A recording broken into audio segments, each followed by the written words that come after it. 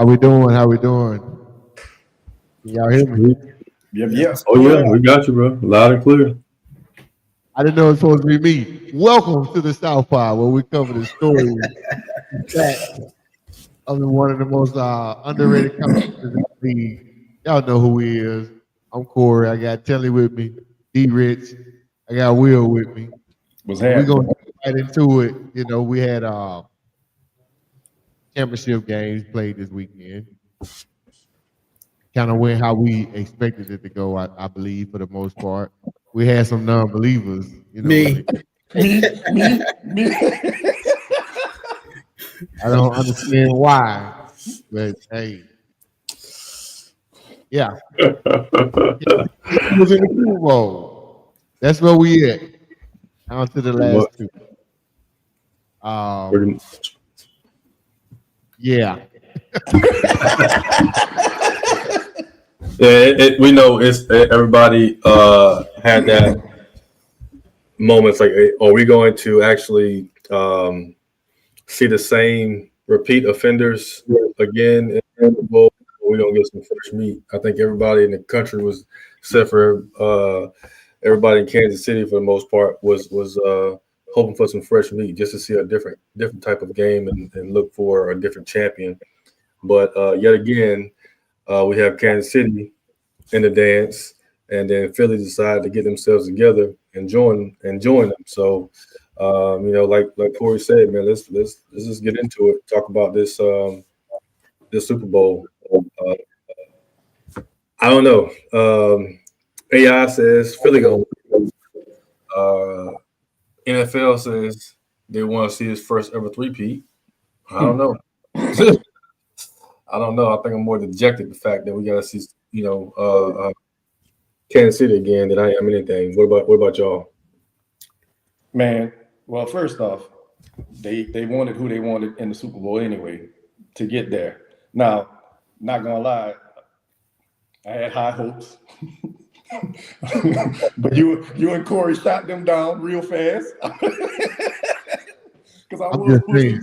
I really did want, Jaden Daniels to go to the Super Bowl, but it's not always what we want, and it's not always in the daggone stars of of how we want things to go. So again, we're gonna have Philly's gonna have to bring the rain, man, because not only do you have Kansas City, you got the refs and Vegas, the triple threat.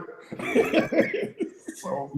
You know what, man? Will, I was actually watching a little bit the Senate confirmation for Robert F. Kennedy, and one of the questions they asked that guy was like, "Are you a conspiracy theorist?" And that's what you led off with the Kansas City Chiefs, making the Super Bowl again.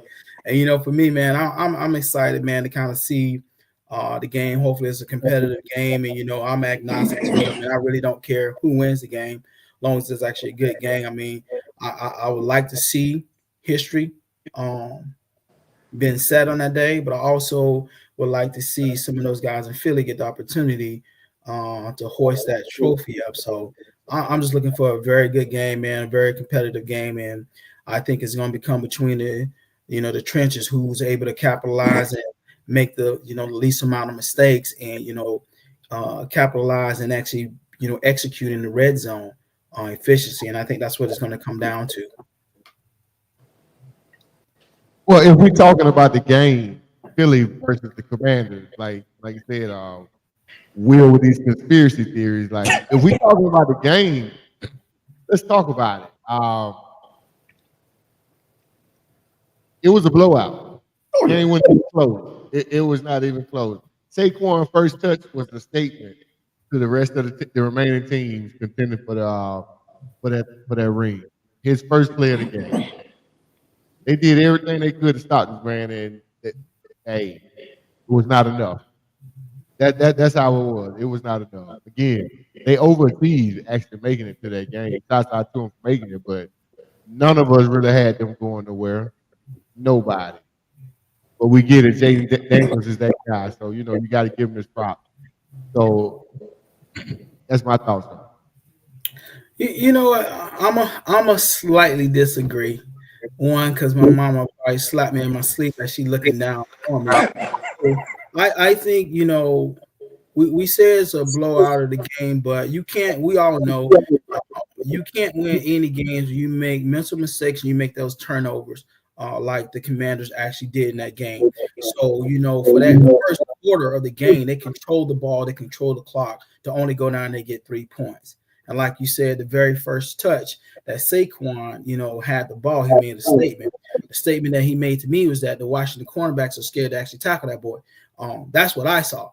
But he still made a hell of a play. So I think, if you take away some of those turnovers, especially when they were driving and stuff, I think it'll be a whole different outcome as far as the score indicates. I don't know if Washington would have won, but I think the score would probably been a little bit close because there's been a couple of times when Washington was driving the ball and they made turnovers. They was moving that ball down the field and they made turnovers or they made mental mistakes by not capitalizing and, making critical first down. So, but when you look at the final score and the box score, it indicates it was complete blowout, and that's what all the other sports shows actually led off with.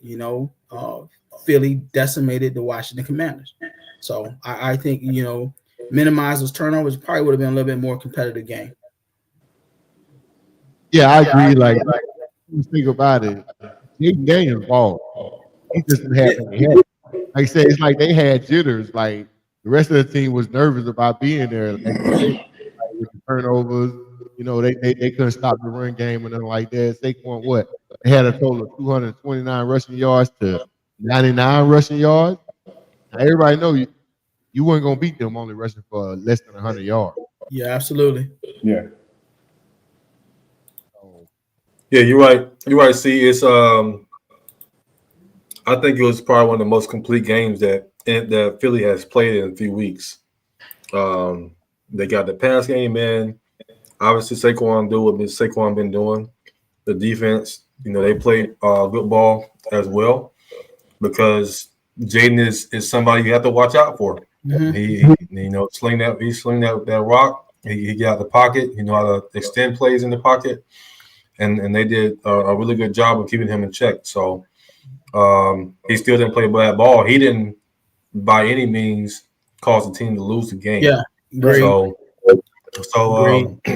but I think the thing that had been carrying him over the previous few weeks is, I think it showed it on the replay that over the past, I think 2 games they had 0 turnovers, and I think in the first half they had 2 or 3 in the first half of the game. So you can't win at that level of game with those kind of turnovers. To your point, so different game if you keep the control of the ball.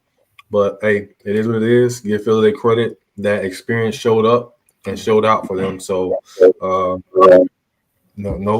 qualms, man. They played a great game. Well, they were clicking. They were clicking on all cylinders. They were definitely clicking on all cylinders, man. The wishful thinking, but Philly wanted it. Philly wanted it more. Yeah, they did, man. And I just look at moments in the game, play back. When Scary Terry tied that game up, and I look at the Philly sideline, you can kind of see some kind of concerns. Like these boys came out here, to play and to compete away from home, and they know how the last game went as well. But like Telly say, man, you can't win any games at that level when you turn the ball over. And like he stated already, Jaden Daniels came in there, he was actually composed and he was ready to play. But just like the other guys, man, it seemed like they came in there with jitters, man, and they was nervous, and I think the game was actually a little bit too big for them, and it actually showed in that game. And subsequently, Philly went on to actually put it on them, and they're now going to be wrapping the NFC in the Super Bowl. So, yeah, I mean, like I said, I picked the Eagles to win regardless. But I got a question with the emergence of Jaden Daniels and the Commanders and the Eagles. I think they still going to be around, for a couple more years with that same team build up. And Dallas being Dallas right now, who's the front runner in that division going into next year? Twofold. Number one, what piece does the Commanders need in order to make them the front runner in that division? So yeah, that's the question. I mean, I think Philly still because what I just mentioned in that NFC game that showed up was experience. Uh, I don't know. I don't know if we want to. We can't count Washington out. Obviously, they're going to as of right now they're going to be running. Second in my opinion to Philly, but I still think it's Philly's division to lose. Um, in my opinion, because they got the experience. I think everybody on the team is paid for the most part Yeah. for at least another year or two. I don't know, man. I don't know how you slow them boys down. They got to pay some of the defensive players, but they don't make money like their offensive players make. So I think they're gonna be all right for at least another year or two. What's the Yeah. missing piece? What's the missing piece for the Commanders? In my opinion, man, I think they thought that they had the answer in the cornerback position when they got Lattimore there. And these Yep. last couple of games, that boy's actually been exposed, man. Yes. Them boys been actually taking it to him. So, if in my opinion, I think they need to actually get another piece in that defensive backfield to kind of shore up. The rookie, he played well. He played well. I know, AJ Brown got a touchdown on, but that boy's been playing well all year. But so I think they actually need to get another cornerback, and also I think on the offensive side of the ball, they need to get another running back. I was reading some stories that they may actually lose Austin Eckler, and I can see that too, given that his injuries through this season, with the two concussion that actually had him out for a significant amount of time, and he's had turnover issues. So I think if they can shore up that defensive backfield a little bit, bring back those critical pieces on that front four, I think those boys actually be okay.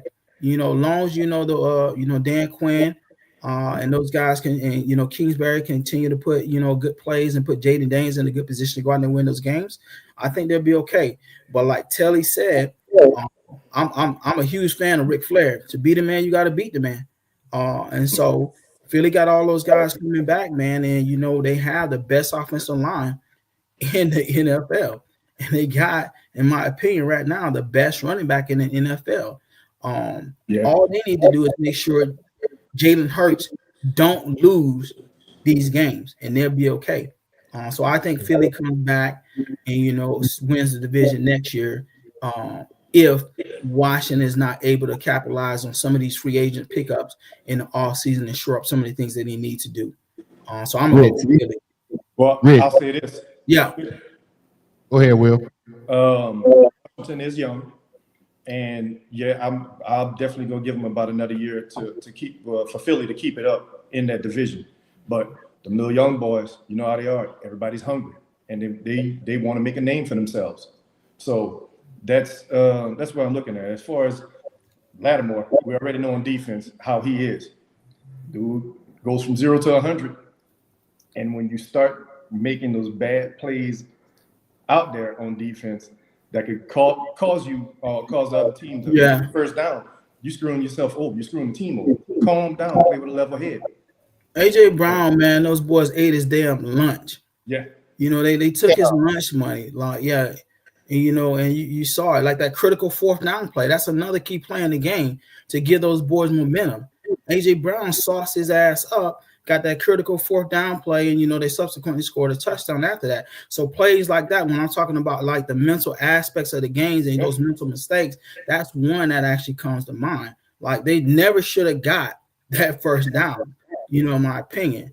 But hey, I want to acknowledge we got two guests. I see we got the damn Brock Purdy fan back in here. That's Big Will, but I don't know my boy T. So let's get an introduction to them, man, before we move on.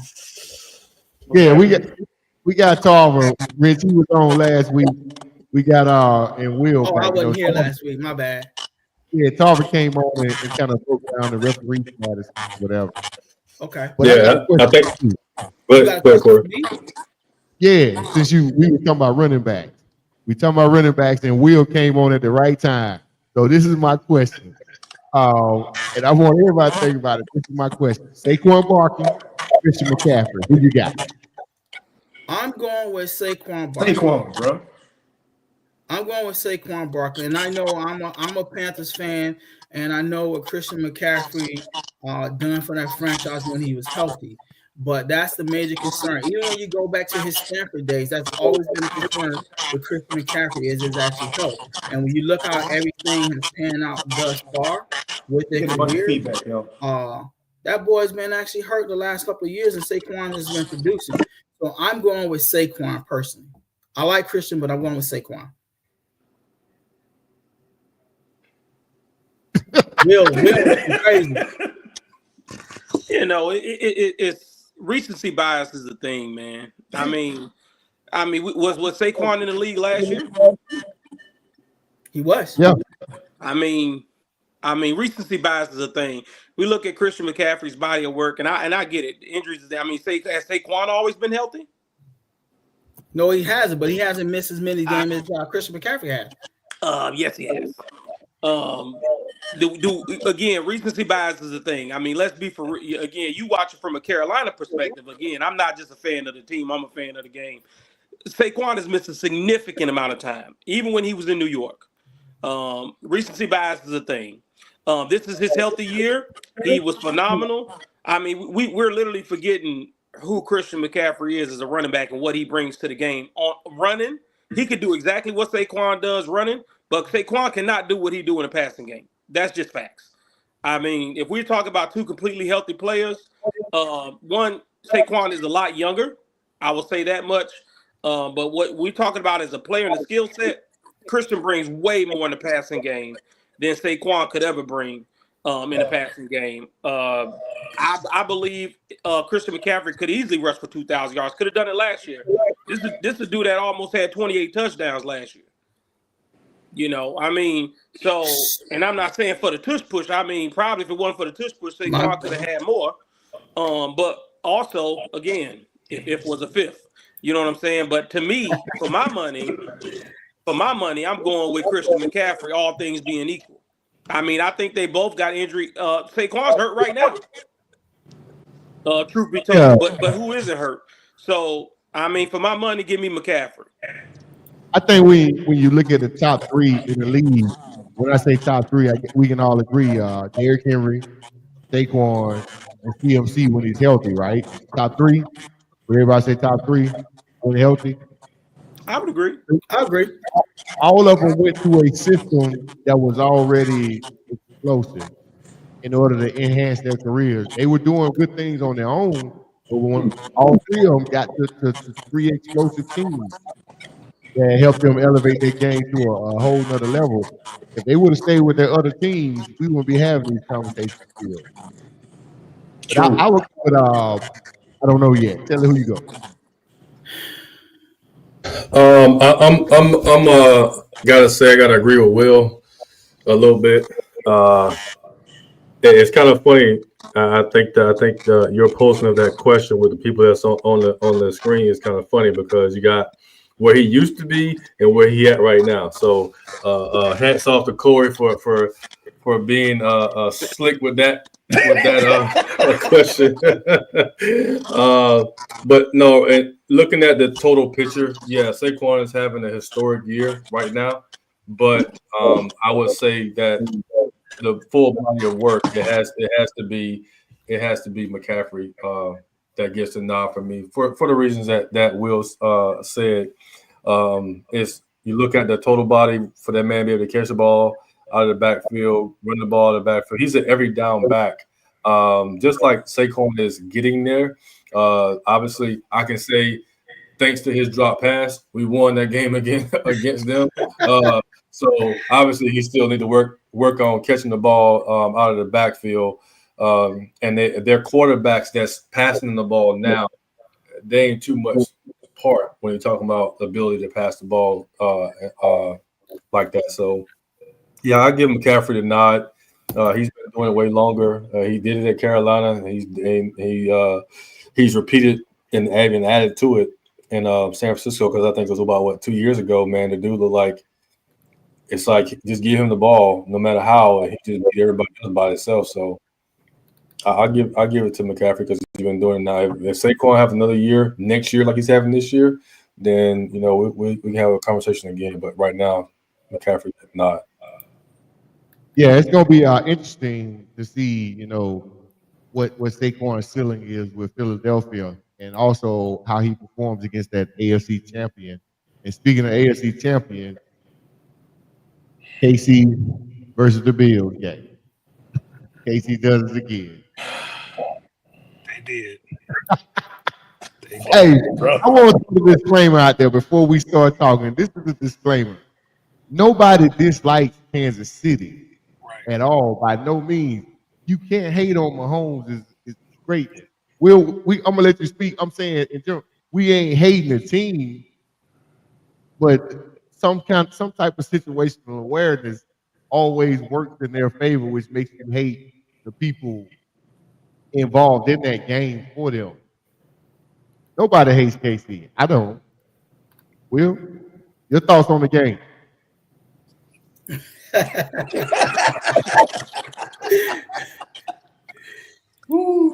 Well, I mean, I can't stand them. I mean, we lost two Super Bowls to them. I mean, I'm rooting for them. Honestly, I'm gonna be honest with you. I just can't stand Philly. I mean, they in the NFC.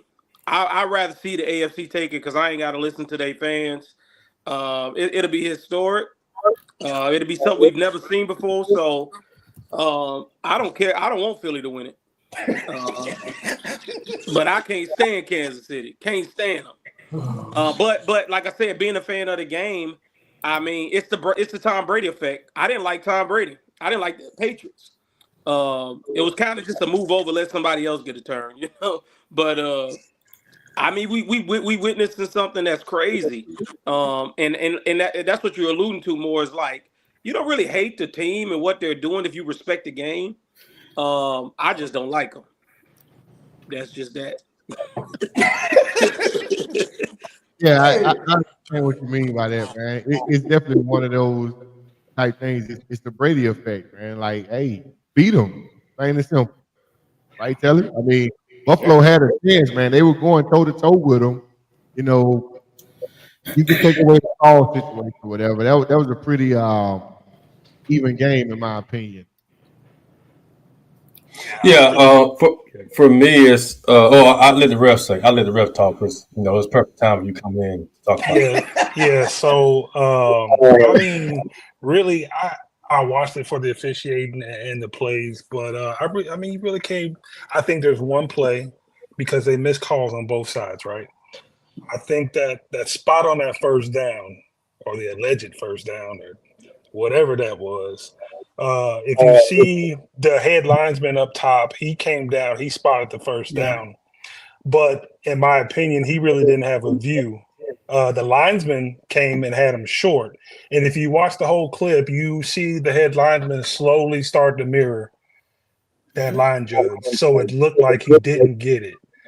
But the replay, I mean, when it's that close, they go with the call on the field. It's kind of like that interception. Everybody was upset, thought that was an interception.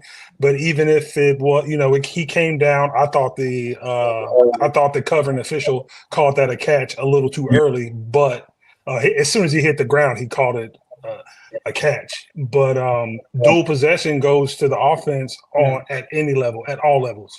So if they would have, they reviewed it, it went to the offense. That's the right play if it was a catch. And they said it was a catch because of, the ball can hit the ground, but the ball didn't move. And the ball didn't move. Even in slow motion, the ball didn't move. So if that's the rule, they got it right. But even if it wasn't a catch, they would have had a first down from the hold on Kelsey. So I don't think the officiating played a major role in this one as it has in past games. But I think, on a couple posts, Telly was on there. I think what happened is, they relied on Josh Allen a little bit too much in that fourth quarter. James Cook disappeared. He was cooking. He was cooking. He was running the ball. Wasn't cooking no more. No, they gave it to Josh Allen, and old Spags put it on him. He was, and at that in the tush push, your tendency is to go left. Kansas City knows you're going left. break the tendency and go right. Why you go left every time they know you're going? It don't matter if you 6'5" if I know where you're going. Yeah, Fredo. Spagnola called up a perfect blitz, to end that. And the key to that is he showed them that look the whole game, Right. but he never blitzed from it. But that particular time, he called it at the right time. What do you think about that? Man, I was answering something. Say that again, Kool-Aid. I said, what do you think about Spagnola, dialing up that blitz at the right time, even though he had been showing them that same look the whole game, man? Well, hold on. What the fuck? Hold on. Oh no! Oh no! Yeah, well, hey, like you asked me earlier, is that Alzheimer's or what? Kick it in, what you got? Man, Hey, That old great man. Hey, we'll come back. We'll come back to him. He ain't ready. He ain't ready for the conversation yet. Yep. I want to speak on it, Mo. Go ahead, Will. Man, I think, man, that's what Spags does, man. I mean, I watched him coach 2 games against us, and that blitz is always timely. He's like my Dirty Bird fan up there said, like, I mean, you got to self scout. It's like New England; they're prepared for all your tendencies.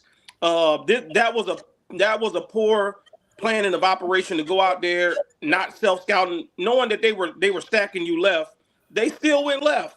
He didn't check out of it. He didn't do anything. It was a fairly called game to me, to be honest with you, for the most part. I can't even talk about officiating. I thought the Bills shot themselves in the foot by getting away from the run game. absolutely. Just like he said, he just putting too much on Josh Allen, which has always failed them, even in the past. That was always my gripe against Josh Allen, trying to do too much. Early in the game, he should have threw 2 picks. He should have threw 2 picks in the opening series of the game. Facts. They had way too much going on. They opened the game wrong, and we talked about that last podcast. Was doing the things that don't require talent well. He opened up the game and threw 2 errant passes, not even under duress. He were trying to fit balls in places they didn't have no business going. Everything was bad. Everything was bad. So they lost the game based off, again, to me, a bad game plan, bad situational football. Everything was bad to me. And to me, at no point did they throw anything at Kansas City that they had not seen before. Right. No, those some great points too, man. And I think, like, for me, one of the key things, and you guys alluded to it, just like if you're playing basketball, you go back to the hot man and you want to get that heat check. And why the hell would you go away from James Cook when, like my man said, he was cooking? You should have kept giving the ball, man. That actually controls the game. That actually works that clock, and that puts you guys in an advantageous position where Kansas City is now actually trying to game plan on how we actually going to combat what they're actually doing. But we've known for all season, man, they rely a lot on Josh Allen. And, Cam Newton always says this all the time about game changers and game managers, and he put Josh Allen in that as a game changer. So they're relying on Josh Allen to go out there and win those games. But at this particular moment, you got to be able to game plan and see, like, what else is working for you. James Cook was working for you. When you were actually getting the ball to Matt Collins, that was working for you. That was a mismatch, mismatch nightmare for those cornerbacks, how big it is. So it came down to the X's and O's and, simply Buffalo and executing. That's why they're not playing in the championship game. Definitely. If you look at the stats for the game, it was even across the board. About 250 passing, 140 rushing, not too many penalties on both sides. It was evenly matched, but at the end of the day, that particular game boiled down to coaching and playmaking and the lack thereof. And because of it, we got a Super Bowl. Eagles versus KC, round 2 rematch. Round 2. We done seen this movie before, and the sequel is never better than the first one. Yes. So staying with that, Corey, to the group. Y'all see what's on the screen. What does each player have to do? Give me 2 things that each player have to do to give their team the biggest chance to win. As it relates to these 2 quarterbacks, Telly? Yeah, those two quarterbacks. I think first and foremost, for Jalen Hurts, he may take an offense what Cam Newton says, but he's a game manager. Don't go out there and lose the game. Play within your capabilities. Execute the game plan that they put on the table for you, and don't make those mistakes and protect yourself. If he can do those things, and if he can actually play a similar game that he played last week against the Commanders, I think they'd be in a good position to actually win the game. For Patrick Mahomes, and it's always been my gripe with him. He finds ways to actually win you games, but his ball security has always been a question for me, man. He's always running and holding that ball like a loaf, of bread and stuff, and that's very concerning with me. Although he's making those plays, but we saw a couple of times the ball just kind of slipped and fell out his hands, a couple of times. So that ball security that he needs to actually focus on and make sure he maintains positive control of that ball and execute the game plan that actually put in place for him, and not try to do too much. Find those key players that you got on your team that can go out there and win the game and play within your capabilities, and we may see history being repeated. But I think more pressure is actually going to be put on Jalen Hurts than it is for Patrick Mahomes.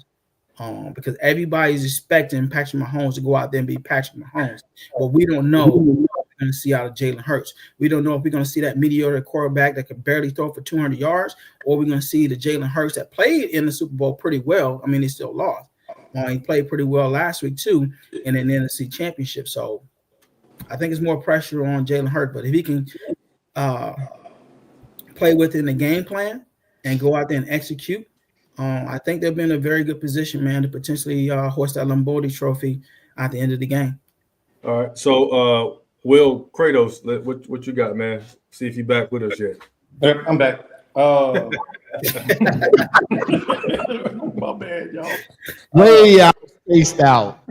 I would, if Philly comes out and play like they played against the Commanders, like just straight up full throttle, Philly's gonna beat the shit out of them KC, and because for me, the way they played against Washington is kind of how KC kind of played against Buffalo a little bit. So I would say that if they come out full throttle, I'm talking about like how they did with the Commanders, it's going to Philly. But Philly's also playing against the refs in Vegas. So Will still ain't with us because I asked him to talk about the damn quarterbacks. He did. Well, I'm just saying I want Jaden to come out explosive. That's where I'm at. I want Philly to come out explosive as hell. Not Jaden. Hurts. Yeah, Jalen Hurts. Jaden going home, Will. He's going home. He ain't let him go, man. That's what I said. He still ain't with us yet. All right. So to our two guests, man. To our two guests, Will and T, man. I'm gonna let y'all talk about this, man. What y'all think about these players I got on the screen are players that can make an impact at any point in time in the game. Who do you think has the play of the game that could potentially give their team the MVP player of the Super Bowl? Man, I don't want to say it, but Travis Kelce, he always find a way to do something. Him and Mahomes have so much chemistry. You just gotta, even when players know the ball is going to Travis Kelce, somehow, some way, this man is wide open every time. So I think either him or Chris Jones can make an impactful play because the same, Chris Jones would be absent all day. Then in the fourth quarter, when it's on the line, this man busts through the offensive line and gets a sack, a strip sack, or something like that. So I think either one of those players, but I think it's going to be Travis Kelce. I like that. I got 2 points. I like the first question too. I'm just going to answer the first part. I mean, all Patrick Mahomes got to do is play Patrick Mahomes football. Right. For Jalen Hurts, man, Jalen Hurts got to know where his hots are. For a dude that played in the nickel position, if you pay attention to how close those safeties are, you know when the corner blitz is coming.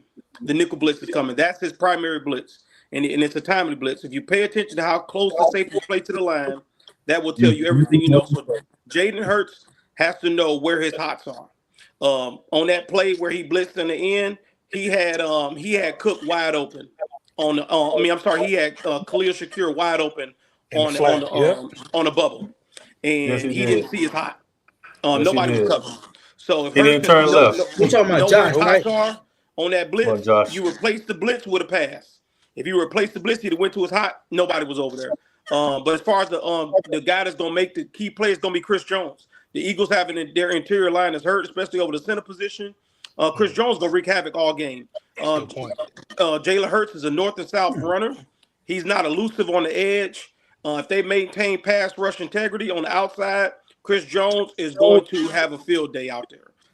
He can't even be stopped when their lineman is healthy. Being that they're a little hurt and a little nicked up, Chris Jones is gonna have a field day, man. He's gonna eat this game. I like it. So, Corey, man, what you got some input on the two things we talked about so far, the quarterbacks and MVP? Yeah, for the MVP status, I think Jalen gonna have to give us another performance from episode 1. He's gonna have to give us another episode like that in order for the Eagles to be successful in this. My boy Will, he pointed out, the line is a mass unit right now. They've been a mass unit all year, been piecing together, whatever. So Jalen is gonna have to up his game another level. I know, like Cam, talking about him and everything, but I'm with him. If it's not there and Saquon working, you got to stick with it till it's not. But Jalen just need to be consistent and make the throws when they're required. When Saquon's not getting it done, that's what I think. But I think honestly, it's gonna be. I look at it like a boxing match for KT. Andy Reid is like Floyd. He's gonna come out. And the first quarter, it's just gonna be a field. We're trying to figure out what needs to happen as far as Philly coming with the running game, so Jones is going to have a good game. But let's stick to the offensive side with KC. I don't really know how you scheme for this game. You just got to feel what our defensive coordinator is going to bring to them. Philly's defense is playing pretty good this year, so KC, no deep threats. They got a speedster, but he ain't no route runner. Like I always been saying, air speed don't mean you can run route. And Worthy can't run route. So Topper mentioned Kelsey getting open and everything. That's just like when we was playing, man. Just because your body get old don't mean your mind get old. Hey, you right. Kelsey knows the game, so he knows where he right. needs to be in any play. That's why he's gonna always be open regardless. But Chris Jones and Andy Reid gonna be the key factor for KC. Yeah. Great points by all. Definitely, Will Duval over there. His point about the line and Chris Jones and how he shows up. Anytime throughout the game, and he gonna have a field day. So only thing I can see is Philly trying to do is combat that is quick reads, quick routes, running plays on the edge to try to wear him down, because I have seen Chris kind of coast most of the game to try to save his energy for that fourth quarter. He does. So my thing is if Philly can get up enough points or run the ball consistently on the field, that's gonna keep Chris Jones in the game a whole lot longer, more than he wants to be. So for me, I think just like all great quarterbacks, you have to make them get uncomfortable. And so we talked about the ability for Chris Jones to potentially make Jalen uncomfortable because of his running style. He's not fast right now. I know he's still suffering from that little leg injury he had. But Mahomes is the same way. He's been showing that he's willing to run more, and I think he kind of got away with some stuff in Buffalo that he won't get away with in this game, because you got a couple of speedsters on Philly's team line. Hassan Reddick is one of them, and that young fella from Georgia, Nolan Smith, is quick as well, coming off the edge. They all put special packages in for him to come into the game to try to disrupt the timing of the quarterbacks. And so we've seen Mahomes get uncomfortable and make some careless mistakes. So I think whichever team it is, it's going to be a defensive player, in my opinion, that can be the MVP of this game. As far as the quarterbacks go, if they just do what they do, I think the game, if Hurts plays a clean game, then he gives Philly the best chance to win the game. Because Patrick's gonna do what Patrick do, clean or not, he gonna do what he got to do. So if Jalen Hurts plays a clean game, then it can be problematic for Kansas City. So speaking of defenses and running backs and stuff like that, my question to everybody: do y'all think this man right here can potentially set a Super Bowl rushing record? He's been setting records all year, doing all kinds of crazy stuff. And as I mentioned in my cap, is Philly could kind of make things difficult for Kansas City if they run the ball well. So I'm gonna throw it to Will Duval, I should say, on his thoughts, and then we'll go right across the board, man. Everybody chime in. Duval. No,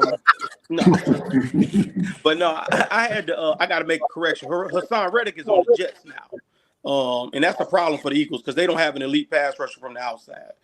Secondly, Karlaftis on the Chiefs is a problem. Mo talked about going deep. It ain't no tomorrow. Kansas City's going to come out with a different game plan we've never seen before. I can promise you that. Andy Reid's going to show some stuff you've never seen before out this team. As far as Saquon, the Chiefs they love to play man defense across the board. That's what they do. They do that because they love to blitz. Saquon is the easy target for them. They're gonna load up and they're gonna ask Hurst to beat them with their arm. Mm-hmm. They're gonna ask Hurst to beat him with his arm. And I don't think the way Spags is gonna come out here, I think they're gonna be completely prepared for everything that Philly does. Their offense is very simplistic. Their offense capitalizes off turnovers. They capitalize off the other team's mistakes. Kansas City's just not that team. I think Saquon's going to struggle out here. I don't think it's going to look quite like it's looked in throughout the playoffs, like it's looked on the other teams. That's just my opinion.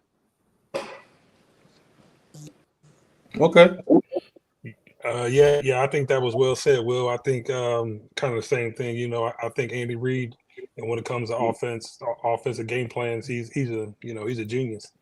He is going to come out with something different, and I think that Spags. He's a defensive genius. He always has something at the right time, at the right moment, and like you said, they're going to force Hurts to beat him with the arm, because if they shut down that run, he's going to have to depend on A.J. Brown and whatever other receiver he has. So, yeah, I don't think Saquon is going to get loose like he got loose in that NFC Championship game. For me, if the defense steps up, which Kansas City will possibly do, we're just going to have to see something different shake with Hurts and as well as Saquon. Now, like I said, if they come out forceful, then it's going to be a problem for Kansas City, man. I'm telling y'all. Mark my words. You know what, man? There's a couple of things. You know, you asked, was Saquon going to set a record for rushing yards in the Super Bowl, which, you know, the record right now is 204 yards by the old Washington Redskins running back. I also think that we forget, man, the Super Bowl is in 2 weeks, and we act like those offensive linemen that is actually questionable right now are not coming back. Philly boasts the best offensive, hands down, in the NFL. I don't think Saquon is going to break the record. I don't think Saquon is going to have a bad game either. And I definitely don't think Chris Jones is going to be the MVP of the Super Bowl if Kansas City wins. I think it'll be somebody that's on the offensive end of the ball. Maybe Kelsey, or maybe even the rookie Xavier Worthy, or maybe even Patrick Mahomes. But I think we forget that those two offensive linemen have some time to actually recover, and they will be back. And I think Saquon would actually have a game to talk about. Would that be the difference in who actually wins the Super Bowl? I don't know. But I think the key for Philly to win the Super Bowl is Jalen Hurts. And if he's able to get out there and manage the game plan that, Sirianni and those guys put together for him, just to go out there and just execute those plays. And one thing we also didn't mention on the defensive end of the ball, you talk about Nolan Smith for Georgia, but what about goddamn Carter? That boy is a beast. There's no offensive lineman on Kansas City that's going to stop him, and he's going to be a difference maker, and he's going to actually, disrupt the game, and he's going to cause problems for Kansas City, which Andy Reid and those guys are going to have to make some adjustments. So I think there's a lot of different variables that we got to look at, but. To answer your question, I know that was long, but I wanted to touch base on some of the other stuff that was brought up. I don't think Saquon is going to break the record. I do think he's going to have a good game, but I don't think he's going to break a rushing record during this game. Yeah, I kind of agree with Rich. I was trying to look up the stats while he was talking. KC's defense against Mixon and then against Cook. Rushing yards or whatever. Yes. So Mixon tore him up. Mixon tore him up, so they adjusted a little bit for the next game, and I talked that up to Russ, Carver. I talked that up to Russ. They had to buy, whatever. So I look at it as it's gonna be interesting to see what Spags calls against Saquon. I don't think he's gonna get the rushing record. I don't see it happen. What I do see happening is something that we don't think is going to happen. Is that Carver mentioned Jalen needs to beat him with his arm. I think we're gonna have a shootout between him and Mahomes. I really do. They both coming in with weapons that they haven't been using to the best of their capabilities. Like Will was speaking on earlier, or whatever. Man, we got some of the most explosive weapons on both sides. Mm-hmm. Facts. I think it's going to be that type of game where last game, Jalen outplayed Mahomes. In my opinion, in the Super Bowl, you're talking about, right? Yes. Yeah, he absolutely did. I think at the end of the day, it's going to be a shootout. It's going to be a shootout. And if we favoring any defense in particular, I got to go with Spags until proven otherwise. Yeah. Because Philly going to have to keep gap integrity. Because we saw Buffalo, their ends crashed in every time, and Patrick Mahomes a little bit too fast for the defensive lineman. He get on the outside. Now he gonna use his legs. And then, somehow if he goes to throw, Kelsey gonna be open somewhere. Or if he scrambles, then the defense gotta be disciplined because he gonna get on the sideline and try to play games with him. So I wanted to bring up a point about the Kansas City interior line. Kansas City has the best guard center combo in the league. It ain't even close. I think Carter's going to have some plays because he's a great player. Great players will make plays. Kansas City has by far the best guard center combo in the league. And so I don't think Carter's going to be as effective as Chris Jones will. I mean, you get 2 weeks, but if you have a lower extremity injury, I mean, how healthy are you really? You're just healthy enough to play in the Super Bowl. Nobody's going to have players on the injury report. I'll tell you that much. And that's just gamesmanship. But at the end of the day, I mean, Chris Jones going to have a head start in terms of health on those guys. At the end of the day, they were hurt. Chris Jones has played every game. And so I think when it comes down to it, ultimately, them injuries going as the game wears in, them injuries going to pick up. Then they're going to come back. So. Okay. My take is, obviously I put the conversation, it's a conversation piece to put out there. I'm not sure if he wins it. I think it'd be crazy if he does, because he's done some phenomenal things this year. Like even in the picture I chose, y'all all remember that play. I ain't never seen somebody do that before in a game. That was a crazy play. So I know that the guy's having a phenomenal year, and I think what helped them get that decisive win last weekend was some of Saquon's attitude towards it, right? And sometimes, and we all play ball, so we all know how it is. Sometimes, coaches can scheme up some great things, but other times, man, it's just about that team come out there and smacking you in your damn mouth. They don't have to do nothing sexy. I can do what I do best and see what you got. And I don't have to scheme up something extra special for you. I'm just going to give you what I got and see how you handle it. So I think if nothing else, Philly has the edge on that. They can just come out and be physical, be brutal, against that Kansas City team. And my thing is, I think Buffalo kind of was scared to hit Mahomes. It seemed like they barely wanted to touch the dude.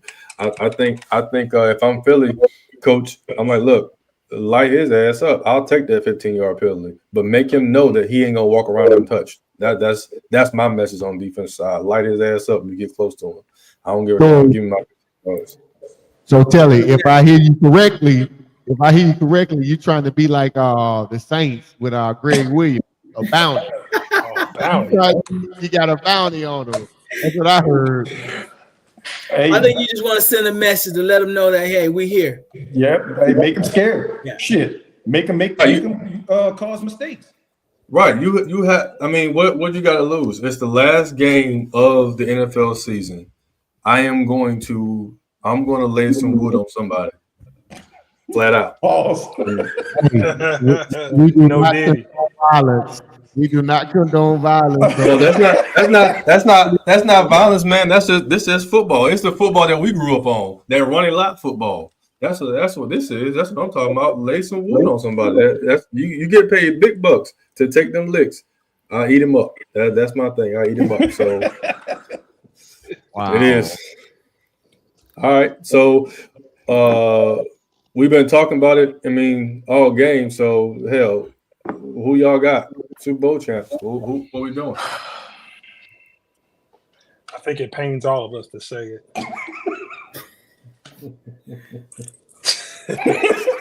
It definitely pains me to say it. You know, I do feel some type of way about the Chiefs because but yeah, I think it's gonna be the Chiefs, man. I don't want to see it, but I think it might be the Chiefs. Okay, Corey. Crickets in here. Corey. I'm saying the Eagles. If not now, then when? Like, I mean, the feel good story is cute. Whatever. But I got money on the line, so I can't say the Chiefs. You know what? No, sir. Come on, Eagles with your funky ass. Y'all got one job.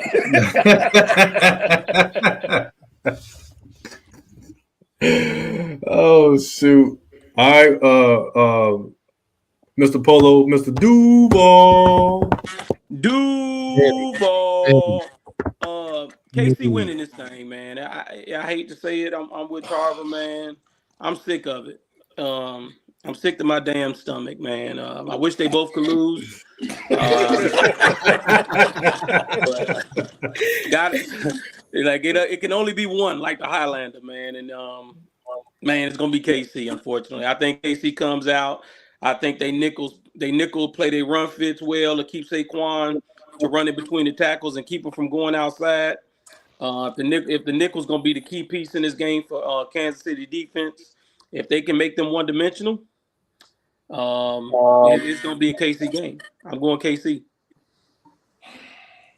All right, Will, what you got? God, please let Philly win. I just don't want to see that. I don't want to see no more of that poster damn child, bro. Just let Philly win, God. Come on, man. Come on. All right. So I got Corey at Philly, Will at Philly, the T and the other Will at KC. What you got, Mr. Carolina? Hey, man, Kansas City is the New England. And until you show me something different, man, it's kind of hard to go against those boys. So I think they pull it out of their ass again and, win 3 in a row and set a record. So I got KC. So Mr. Three-Peat, huh? Hey, man, I said that my thing, I didn't think KC was going to make it to the dance. I knew better than that, but it felt good to say it. I've been saying it all year. Something's off. But how much does the NFL love Tom Brady? Because if Patrick Mahomes, he got a Super Bowl game. That's how much they love him. Right.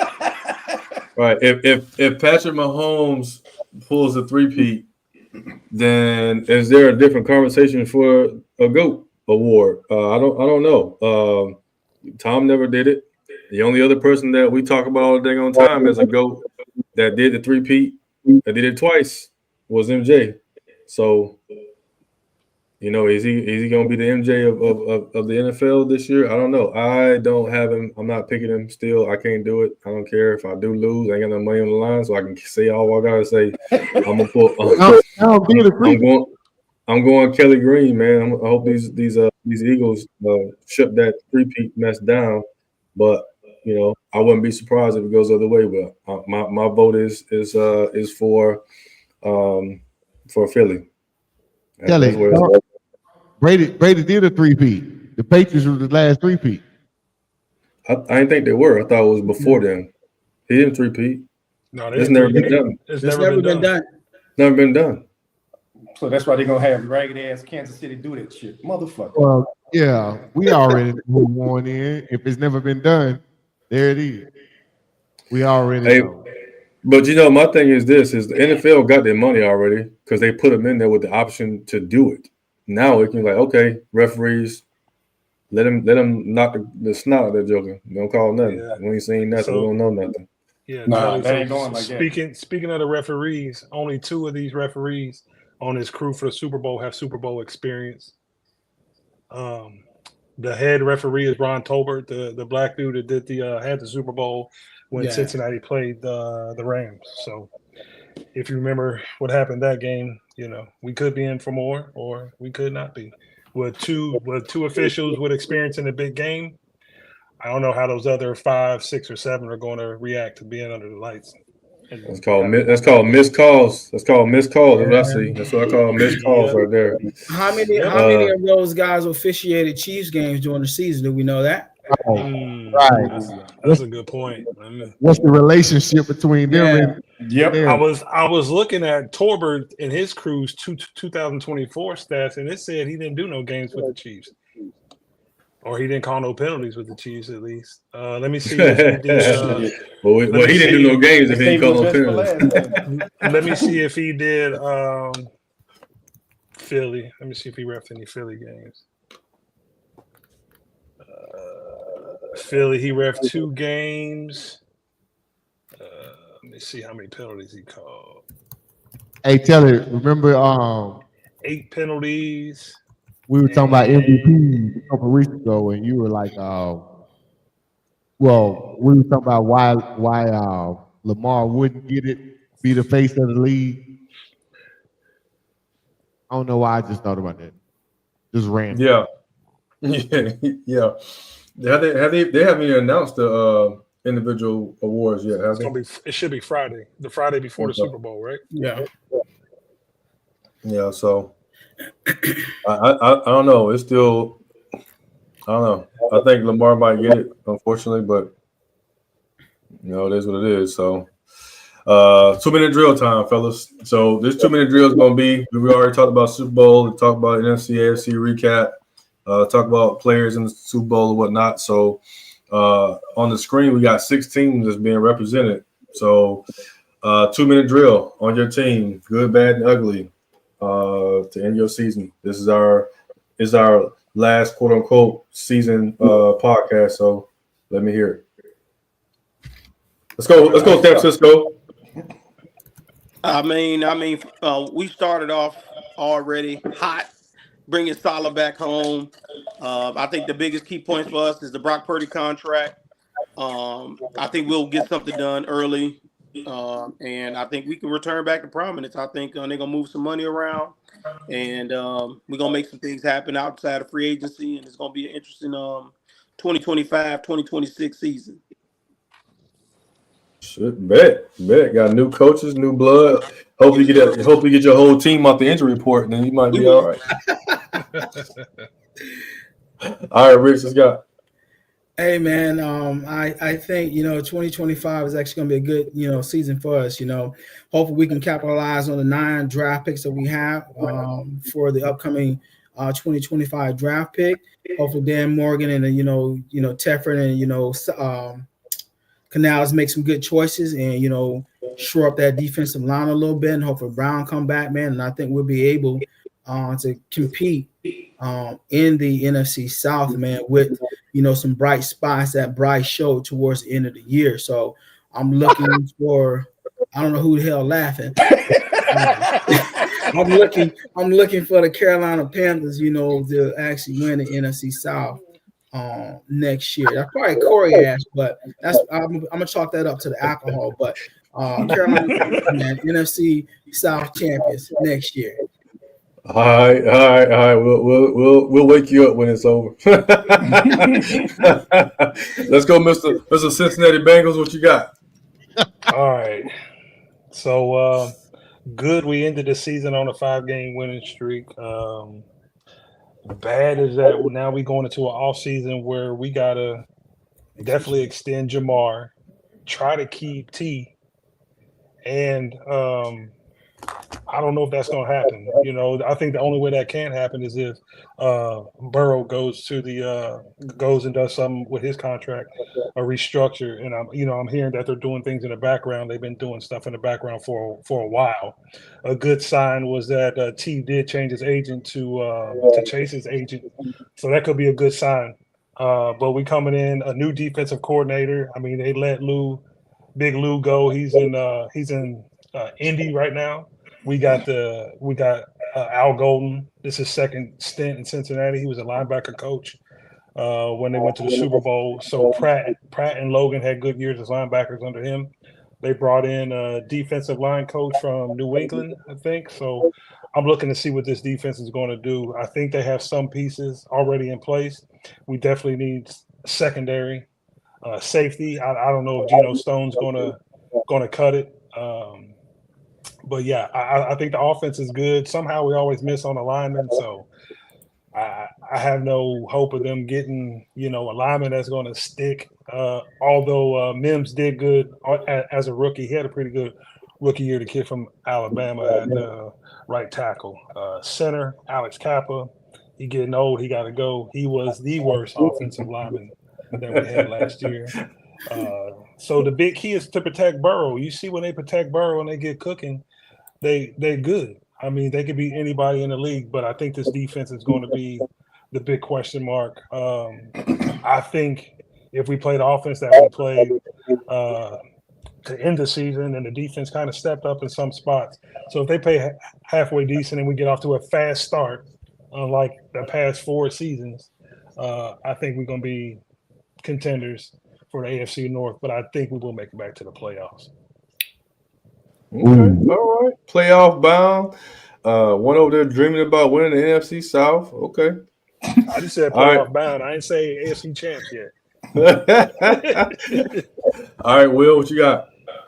Man, the Saints suck right now, and we're gonna suck for a while because we don't have no money. So, but again, we started off good, but of course, we started off good with Derek Carr. Derek Carr sucks ass. We need a head coach, which we're missing right now. We need some money. We're struggling. We need people on the defense. We need folks on the offense. I'm just calling a spade, man. Y'all stated that in the very beginning of our podcast that my secondary was old, and it showed.